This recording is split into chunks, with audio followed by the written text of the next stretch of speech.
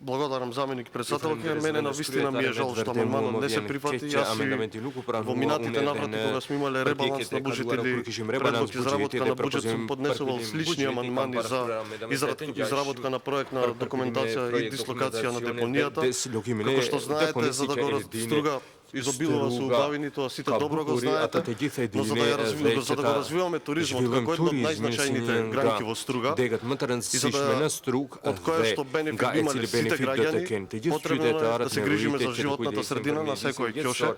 Така да овој горлив проблем го засега Стружани, ги засега Стружани веќе долги години. Депонијата се наоѓа на периферија на градот.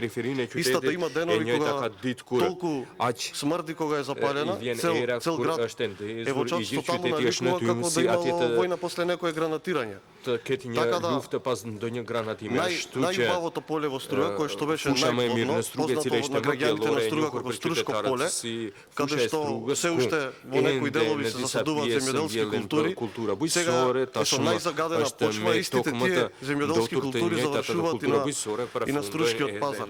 Навистина е многу жално и за градот, и за туризмот, но и за здравјето на граѓаните на Струга да не се изнајде решение за еден ваков проблем.